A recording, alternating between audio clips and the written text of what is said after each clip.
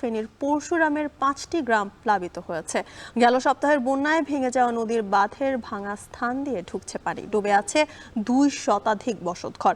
এ নিয়ে আরো জানাতে পরশুরামের পশ্চিম অলগা থেকে যুক্ত হচ্ছেন সোলাইমান ডালিম। ডালিম, আজ নতুন করে কোনো এলাকা প্লাবিত হয়েছে কিনা, সেখানকার বন্যা পরিস্থিতি নিয়ে বিস্তারিত জানাবেন আমাদের। বৃষ্টি, ঝড় এবং মেঘ কিছু না থাকলেও ফেনীর যে পরশুরামের নিম্নাঞ্চল কিন্তু প্লাবিত হয়েছে। গতকাল মূলত দুপুর থেকে যে প্লাবন সেটি হঠাৎ করেই শুরু হয়েছে, যার ফলশ্রুতিতে কিন্তু আমরা যে স্থানটিতে আছি পরশুরামের পূর্ব অলকা, পশ্চিম অলকা, নীলক্ষী সহ ধনিকুণ্ডা এবং আশপাশের যে এলাকাগুলো রয়েছে সেই এলাকাগুলো কিন্তু প্লাবিত রয়েছে। গত সপ্তাহের যে বর্ষণ সে এবং যে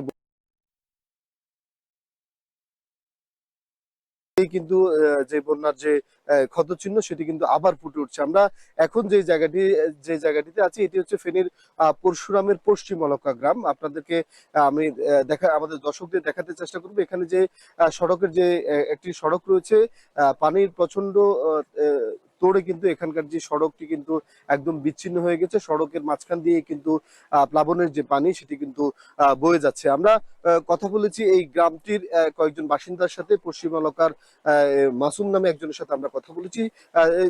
তিনি তিনি যেটি বলছেন যে হঠাৎ করে এই যে বর্ষণ সেটির কারণে কিন্তু বাড়ির ঘরে তাদের হঠাৎ করে পানি ঢুকছে, যার ফলশ্রুতিতে কিন্তু তাদের ঘরবাড়ি প্লাবিত হচ্ছে। তো এই ছিল ফেনীর পরশুরাম থেকে আমাদের কাছে ফেনীর প্লাবন পরিস্থিতির সর্বশেষ।